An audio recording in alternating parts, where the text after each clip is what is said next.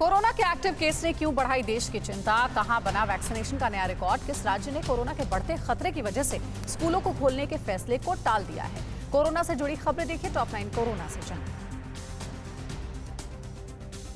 Corona के मोर्चे पर चिंता की खबर है। देश में एक्टिव केस एक बार फिर 4 लाख के पार पहुंच गया है। पिछले 24 घंटे में 42,559 नए मामले आए, जबकि इस दौरान रिकवर होने वालों की संख्या 38,004 ही रही। वहीं एक दिन में 306 और लोगों ने महामारी से दम तोड़ दिया।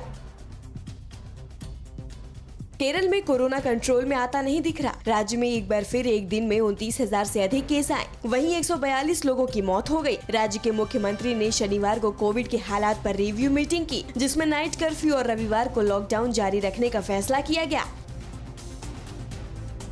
मुंबई में शनिवार को एक दिन में कोरोना के 1.3 लाख टीके लगाए गए। अच्छी बात यह है कि मुंबई की 18+ उम्र के 80% आबादी को टीके की कम से कम एक डोज लग चुकी है, जबकि महानगर के 30% लोग टीके की दोनों डोज ले चुके हैं। बताया गया है कि देश के महानगरों में सबसे ज्यादा वैक्सीनेशन मुंबई में ही हुआ है। पूरे महाराष्ट्र में शनिवार को एक दिन में करीब 12 लाख डोज लगे। देश में फिलहाल कोरोना वैक्सीन की कोई कमी नहीं है। इस बात की जानकारी देते हुए केंद्रीय स्वास्थ्य मंत्रालय ने कहा है कि इस वक्त अलग अलग राज्यों और केंद्र शासित प्रदेशों के पास वैक्सीन की 4.49 करोड़ डोज उपलब्ध है, जबकि जल्द ही 85 लाख और डोज मिल जाएगी। राज्यों और केंद्र शासित प्रदेशों को अब तक 66.07 करोड़ डोज उपलब्ध कराई जा चुकी है। केंद्र ने पूर्वोत्तर के 8 राज्यों उत्तराखंड और जम्मू कश्मीर को 60 साल से अधिक उम्र के लोगों को वैक्सीनेशन को लेकर अहम निर्देश दिया है। केंद्र ने कहा है कि ये राज्य बुजुर्गों को टीके की दूसरी खुराक देना जल्द से जल्द सुनिश्चित करे, क्योंकि इनमें से कुछ राज्यों में टीकाकरण कवरेज असंतोषजनक है। केंद्रीय स्वास्थ्य सचिव राजेश भूषण ने कहा कि इस उम्र वर्ग के लोगों को संक्रमण फिर से फैलने की स्थिति में खतरा ज्यादा है। दिल्ली में कोरोना की नियंत्रित स्थिति को देखते हुए जेएनयू को भी खोलने का फैसला किया गया है। विश्वविद्यालय को चरणबद्ध तरीके से 6 सितंबर से खोला जाएगा। पहले चरण में 6 सितंबर से सिर्फ पीएचडी अंतिम वर्ष और उन छात्रों को आने की अनुमति होगी जिन्हें 31 दिसंबर को या उससे पहले थीसिस जमा करनी है।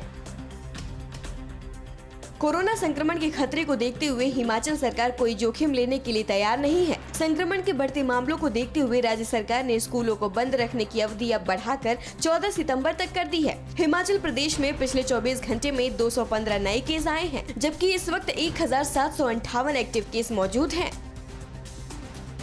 केजरीवाल सरकार आज शिक्षक दिवस पर कोरोना के खिलाफ जंग लड़ने वाले शिक्षकों को सम्मानित करेगी। दिल्ली सरकार ने 1108 आवेदनों में से 122 शिक्षकों को राज्य शिक्षक पुरस्कार के लिए चुना है। इस बारे में जानकारी देते हुए डिप्टी सीएम मनीष सिसोदिया ने कहा कि कोरोना संकट के दौरान शिक्षकों ने महत्वपूर्ण भूमिका निभाई। उन्होंने साबित किया है कि क्यों गोविंद से भी आगे गुरु को रखने की बात कही जाती है। दिल्ली में यूएनएचसीआर दफ्तर के बाहर बैठे अफगानी वहां से हटने के लिए तैयार नहीं दिख रहे हैं। हालांकि कोर्ट ने कोरोना के खतरे को देखते हुए इन्हें यहां से हटने को कहा है। अफगानियों का कहना है कि वे कोरोना नियमों के पालन के लिए तैयार हैं। साथ ही दलील दे रहे हैं कि जब जंतर मंतर और बाकी जगहों पर आंदोलन हो रहे हैं तो फिर सिर्फ उनको क्यों हटाया जा रहा है।